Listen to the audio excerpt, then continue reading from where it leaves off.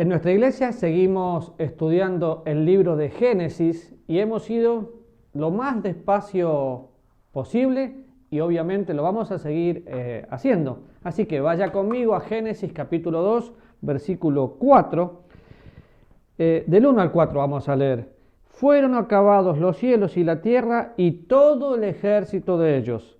Y acabó Dios en el día séptimo la obra que hizo y reposó el día séptimo de toda la obra que hizo. Y bendijo Dios el día séptimo y lo santificó, porque en él reposó de toda la obra que había hecho en la creación. Estos son los orígenes de los cielos y de la tierra cuando fueron creados en el día que Jehová Dios hizo los cielos y la tierra. Y anteriormente en el 31 dice que todo lo que Dios había hecho era bueno. Pero es interesante porque acá la palabra clave es reposar. Entonces, algunas sectas toman como el día de reposo. Cuando pienso en sectas que toman el día de reposo, son aquellas personas o grupos que le quieren agregar algo a la gracia. Déjeme decirle que a la gracia no se le puede agregar nada. Es tristísimo para mí pensar cuando escucho pastores o hermanos decir que la iglesia fulana de tal son nuestros hermanos. No, cualquier cosa que le agreguemos a la gracia deja de ser gracia. Entonces, si van a guardar el sábado, ya no es gracia, porque no tengo que hacer nada. De hecho, los mandamientos son 613 preceptos. Nosotros decimos 10 mandamientos, pero el que guarda todo y falla en uno, se hace culpable de todos. Cuando miramos la Biblia dice y reposó, o sea, terminó, esa es la palabra. Claro, en hebreo es la palabra Shabbat, que simplemente significa cesar, dejó de hacer. Ahora, Dios no descansó, Dios no durmió. ¿Por qué? Y porque vemos en el Salmo 121, versículo 4, que no se dormirá el que guarda a Israel. Dios no duerme, Dios está activo las 24 horas. Ahora, tomar un texto fuera de contexto hace que podamos decir cosas que Dios nunca dijo. Y qué triste es para mí escuchar cuando pensamos en personas o grupos denominacionales sectarios que toman este pasaje que me está hablando de la creación para poner un mandamiento. No tiene nada que ver con la ley. Ahora, cuando miramos un poco versículo 1-21, el Señor dice, creó Dios los grandes monstruos marinos, todo ser viviente. Versículo 26, crea al hombre. Dios en su creación prepara todo y como corona de la creación coloca al hombre y después deja de crear, termina. Entonces, así como Dios había bendecido a las criaturas, bueno, también bendijo al hombre. Pero es importante entender que aquí, en este texto, no hay una sola mención que diga que debemos guardar el sábado. Y vamos a leer algunos versículos. Vaya conmigo, por favor, a Éxodo capítulo 28. Y pensemos lo que significa guardar el sábado. Pensemos a quién le escribe, qué dice y cómo lo vamos a aplicar a nuestra vida. Génesis, Éxodo. Éxodo capítulo 20, versículo 8.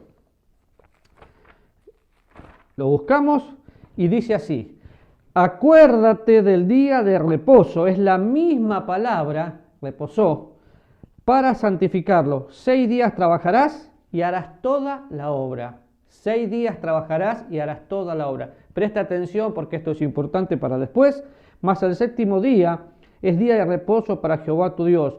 No hagas en él obra alguna, tú, ni tu hijo, ni tu hija, ni tu siervo, ni tu criada, ni tu bestia, ni tu extranjero que está dentro de tus puertas, porque en 6 días hizo Jehová los cielos y la tierra, el mar y todas las cosas que en ellos hay, y reposó en el séptimo día. Por tanto Jehová bendijo el día de reposo y lo santificó.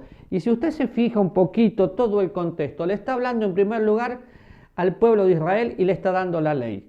La ley no fue una imposición, la ley fue una proposición de Dios y el pueblo la aceptó. Ahora, es muy interesante ver que todos los mandamientos se repiten en el Nuevo Testamento menos el sábado.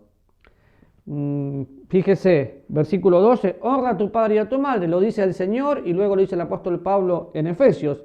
Pero el que no guarda el sábado en el pueblo de Israel va a ser castigado y lo vamos a ver un poquito más adelante. No hay ninguna evidencia en las Escrituras que a los gentiles se le haya pedido guardar el sábado. Entonces usted tiene que pensar lo que me ha escuchado decir muchas veces. Cuando abrimos la Biblia, ¿a quién fue escrita? ¿A judíos, a gentiles o a la iglesia de Dios? Aquí le estamos hablando al pueblo de Israel, al pueblo judío. Vamos a Éxodo, capítulo 31, por favor. Un capítulo muy lindo, muy desafiante. Y cuando llegamos al capítulo 31, vamos al versículo 12, y dice, habló además Dios, ¿a quién? A Moisés, diciendo, tú hablarás a los hijos de Israel, diciendo, en verdad vosotros guardaréis mis días de reposo, porque es señal entre mí y vosotros, por vuestras generaciones, para que sepáis que yo soy Jehová, que os santifico. Así que guardaréis el día de reposo, porque santo es a vosotros, y el que lo profanare, márquelo ahí, de cierto morirá, porque cualquiera que hiciere obra alguna en él, aquella persona será cortada de en medio de su pueblo. Y el pasaje sigue, pero habla de profanar, habla de que va a ser cortado, pero le está hablando al pueblo de Israel y empieza diciendo, habló Jehová a Moisés, no nos está hablando a nosotros. ¿Saben la cantidad de veces que veo que personas toman pasajes del Antiguo Testamento y lo quieren aplicar a la iglesia? Por eso tenemos una iglesia que no entiende la gracia, por eso tenemos una iglesia que lucha por costumbres que luego se transforman en doctrina, porque toman textos fuera de su contexto. Ahora usted dice, pero Raúl, ¿acaso no es toda la Biblia para mí? Por supuesto, de Génesis a Apocalipsis tengo principios prácticos para mi vida, pero no para aplicar como doctrina para la iglesia. De hecho, yo puedo y quiero tener cada día para santificar al Señor, porque el Señor vive en mí, a diferencia del pueblo de Israel que tenían a un Dios al lado, yo lo tengo adentro, vive en mí. Ahora, cuando pensamos en las consecuencias, y vamos a Nehemías, capítulo 13, del 15 al 22, y no lo vamos a leer, fíjese que el pueblo de Israel fue castigado, disciplinado, por descarriarse, por no guardar el día de reposo. Interesante e importante inquirir en la palabra de Dios y ir con la mente a Santiago cuando dice que el que guarda toda la ley pero le falla en un punto se hace culpable de todos. Así que no puedo cumplir la ley, por eso necesito a Cristo, Ahora vamos a pensar un poquito. No guardamos el sábado porque no estamos obligados. Si guardaríamos el sábado, tendríamos que estar pensando, bueno, de tal hora del viernes a tal hora no puedo hacer absolutamente nada porque es día de reposo. Ni siquiera mis necesidades básicas no podían lavarse las manos ni nada por el estilo como lo hemos leído. Pero ¿qué pasa con el día del Señor? El día del Señor es el domingo. Todos los días son de Dios, pero hay un día especial donde la primera iglesia, la que nosotros seguimos como ejemplo y la vemos en el libro de los Hechos, se reunía. Por ejemplo, Hechos capítulo 20, versículo 7, está Pablo predicando. Pablo sí, Pablo el que perseguía a la iglesia, Pablo el predicador, el que hizo un énfasis increíble en mostrar la gracia de Dios, estaba en ese día predicando, primer día de la semana y partiendo el pan. Es costumbre de muchas congregaciones tomar la cena del Señor cada primer día, pero era el primer día. Vamos a Mateo capítulo 28 y vemos que Jesús resucitó el primer día. Dice así, pasado el día de reposo, y iban y encontraron la tumba vacía. ¿Cuándo se recogían ofrendas? 1 Corintios capítulo 16. Cada primer día de semana, cada uno de vosotros aparte algo según Dios le haya prosperado. Así que la tumba vacía, el apóstol Pablo, Apocalipsis capítulo 1, versículo 10. Diferentes formas y momentos donde vemos que hay una prioridad en cuanto al domingo. Y ahora voy a contestar una pregunta importantísima. ¿Qué pasaría si no puedo congregarme un domingo? Pero vamos a leer juntos capítulo 1, versículo 10 de Apocalipsis, y le está hablando a la iglesia. ¿Está bien? Los primeros 3 capítulos le habla a la iglesia. A partir del capítulo 4 la iglesia es arrebatada o llevada a la presencia de Dios. Pero en el capítulo 1, versículo 10 dice: y estaba yo en el Espíritu en el día del Señor, y oí detrás de mí una gran voz, día del Señor. Y vamos a ver un cuadro que hable del día del reposo y el día del Señor. Pero para contestar la pregunta, ¿qué pasa si no puedo adorar un domingo? Miren, yo tengo la convicción por las Escrituras que tengo que ir a congregarme, no como una obligación, sino como un deseo de mi corazón, un día domingo. Yo creo que una persona que no desea congregarse no tiene el corazón de Dios. Yo creo que una persona que no desea congregarse es porque no leyó la Biblia, no ora, no ama. Ahora, si no se puede ir un domingo, resulta que si usted va a Rumanía, en Rumanía trabajan los domingos y tienen que tener todas las actividades en la iglesia los lunes. Y entonces me congrego los lunes, porque culturalmente sería imposible y tengo que pensar que es lo mejor. Ahora, ¿cuál es la diferencia entre el día de reposo y día del Señor?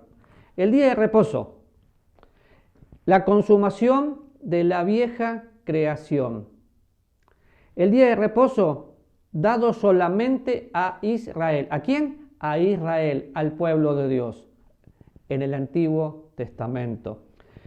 El día de reposo habla de la salvación por obras.